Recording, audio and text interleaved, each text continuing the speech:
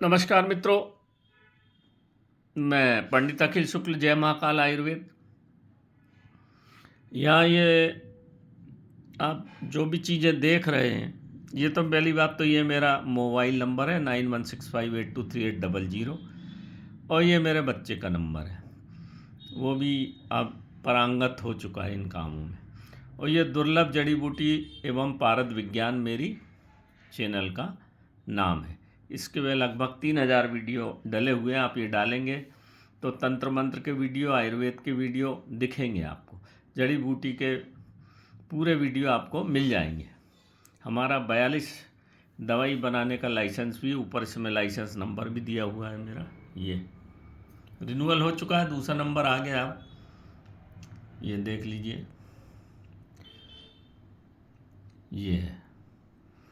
आज मैं आपको, मेरे से जो आप लोग बार बार बातचीत कर रहे हैं कि हम क्या करें दीपावली पे, या अभी ये दशहरा आने वाला है, नवमी कल है, परसों दशहरा है, तो आपके पास मैं आप बता देता हूँ पहले।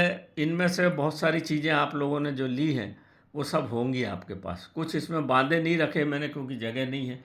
दूसरा वीडियो डालूंगा उसमें बांधे भी रख दूंगा, जो अलग अलग, इमली का बांधा, नींबू का बांधा, बरगद का बांधा, पीपल का बांधा, बहुत सारे बांधे हैं मेरे पास। कुश का बांधा, जिसके मैंने समय समय पर आपको वीडियो से अवगत कराया है।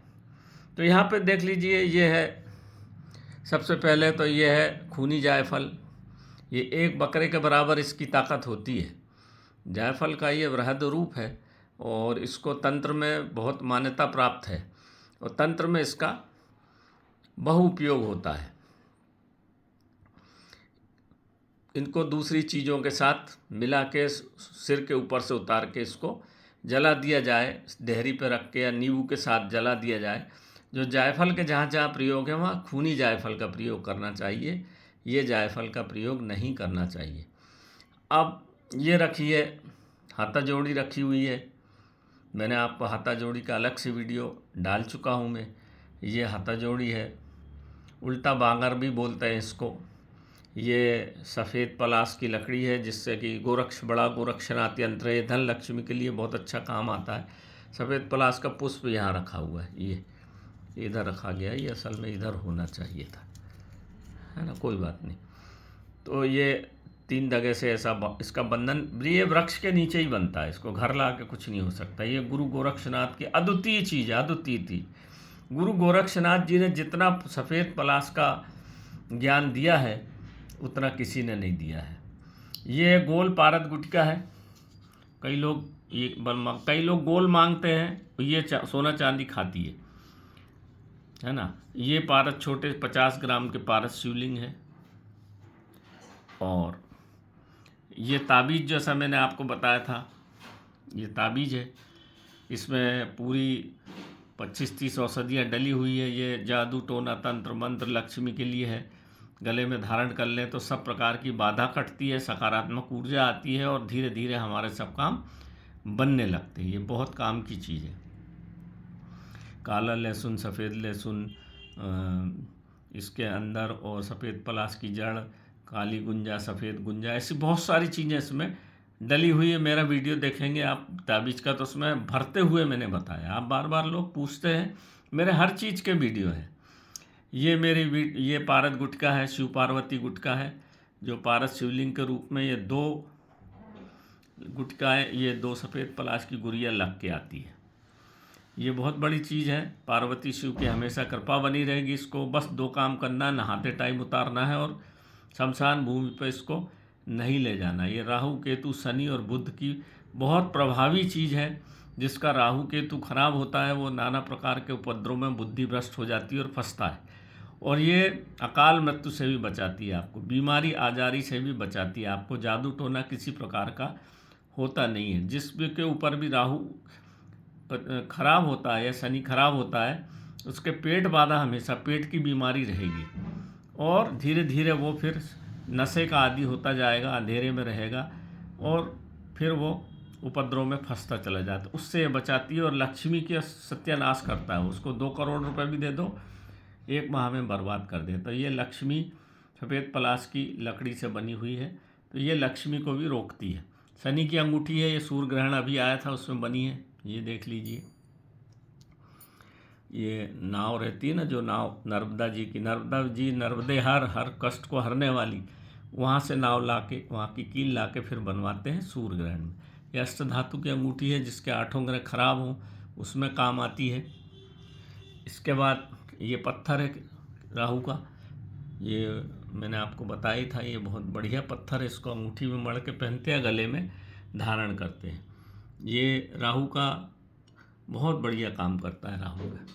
फिर ये रखी हुई तेजबल की लकड़ी, ये तेजबल गढ़वाल से आती है, इसको काट के नहीं लाया जाता, इसको पत्थर से तोड़ के लाया जाता। पहले बहुत मिलती थी, आजकल नेशनल पार्क हो गया है इसलिए वहाँ घुसने नहीं देते, लोगों ने इसको सत्यानाश कर दिया है। भेड़ पालक भेड़ चराते थे वहाँ था, तो ये काट काट के इनने सब जला दिए। तो आजकल ये मिलना ही मुश्किल हो गई है। ये पहले लोग तीर्थ यात्रा जाते थे, हमारे दादा दादी भी गए थे, डंडा लेके बद्रीनाथ तक इसी से जाते थे, इससे थकान नहीं आती।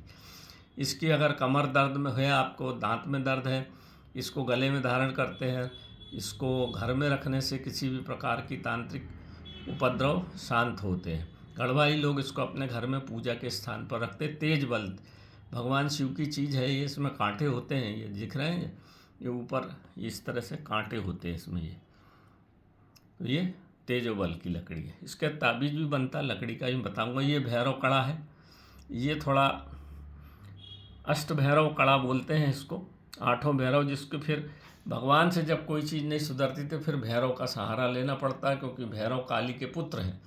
और ये 2 ही जगह बनता है, या तो मणिकर्णिका घाट पे कोई आपका तांत्रिक पहचान का हो तो वो सिद्ध करके देता है। 7 धातु से बनता है, इसमें पारा नहीं होता है। सोना चांदी पीतल तांबा कांसा, ऐसे 7 लोहा, 7 धातुओं को वो चिता में गर्म करके आपको दे देता है, फिर आप उसको लोहार से बनवा लीजिए। या तो फिर ये उज्जैन में बढ़ेगा, बम नाथ के यहाँ एक स्थान है, वो भी देते हैं। 7 धातु आप लेके जाइए, थोड़ा सा सोना चांदी, बाकी पीतल तांबा कांसा ले जाइए। वो उसको वहाँ चिता जलती रहती है, उसमें रात भर चिता में रख देते हैं, फिर आपको सुबह निकाल के दे देंगे। फिर आप किसी अच्छी जगह से इसको ऐसा लोहार से सुनार से बनवा लीजिए, वो बना देते हैं।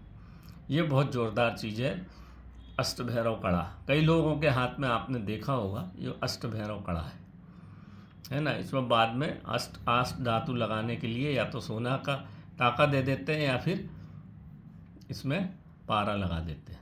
ये अष्ट धातु अष्ट भैरव का कड़ा है, 8 धातुओं के 8 भैरव है ना। अब आ जाओ अपन, ये देखिए, ये है छोटा गोरक्षनाथ यंत्र, गले में धारण करा देते। बच्चे जो लोग रहते ना, उनके गले में धारण कर दें तो बीमारी आजारी नहीं होती। ये भैरव यंत्र जो है सफ़ेद प्लास का, यदि कोई बीमार है घर में तो आप पानी में डुबो के उसको पानी पिला दीजिए, तो बीमारी आजारी भी ठीक हो जाती है। इतनी दिव्य चीज़ है मित्रों। इसके साथ फूल भी आते हैं, 2-3 फूल हम सफ़ेद प्लास के देते हैं। इसको चांदी की डिब्बी में रखा जाता है। जिसको धन लक्ष्मी या दुकान नहीं चल रही है, तो ये दुकान में बहुत अच्छा काम करता है। एकदम से कोई भी लखपति करोड़पति नहीं बनता। एक तरफ तो तंत्र बाधा को रोक देता है, दूसरी तरफ आवक आने लग जाती तो काम बन जाता है। इस प्रकार से ये काम होता है। और ये है तेजबल की लकड़ी का, गले में धारण कराते हैं बच्चों को वो लोग, गढ़वाली लोग। तो ये 1 लकड़ी है, ये 2 लकड़ी है। इसमें लोहे का बिल्कुल उपयोग नहीं होता, पत्थर से ही इसको घिसो, पत्थर से ही छेद करो, पत्थर से ही सब काम होता है इसका। इसमें लोहा लगा कि ये ख़त्म हो जाता है, लोहे से इसका संबंध नहीं है, तेजोबल ही है। ये है 27 गुड़िया की माला सफ़ेद पलाश की। ये तंत्र सिद्धि के लिए अद्वितीय चीज़ है। तंत्र सिद्धि इसमें बहुत जल्दी हो जाती है। मतलब 1 लाख जैसे आपको मंत्र जाप करना है, तो ये 1100-1200 मंत्र में हमको सिद्धि प्राप्त हो जाती है, अगर हम मनोस्थिति शुद्धता से हम इसका जाप करें।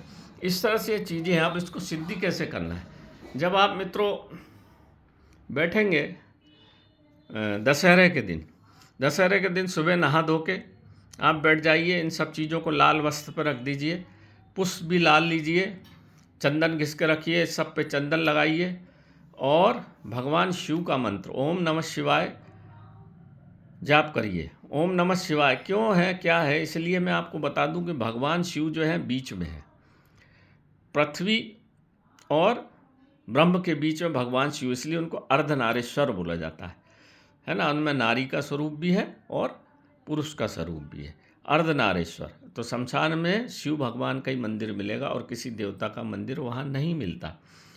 पार्वती जो है सबको पालने वाली जगत जननी दात्री है इस जमीन पे।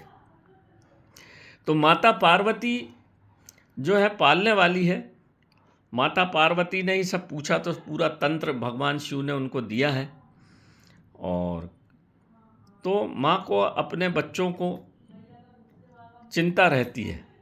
तो आप जब भी पूजा करने बैठे तो आवाहन पहले अपने गुरु का कर लीजिए, गुरु नहीं है तो किसी दत्तात्रेय भगवान का आवाहन कर लीजिए, चंदन लगाइए इनमें सब में, और भगवान शिव के मंत्र से, या ओम हिम श्रीम क्लीम चामुंडाय विच्चे नवाण मंत्र है, अगर आपके पास यंत्र भी है तो फिर नवाण मंत्र से, जैसे कुछ चीज़ें दुर्गा जी की हैं तो वो नवाण मंत्र से सिद्ध होती, पर भगवान शिव में सविस्त समाहित है, इसीलिए भगवान शिव के मंत्र से इन चीज़ों को दशहरा के दिन अस्त्र पूजा, यही अस्त्र है।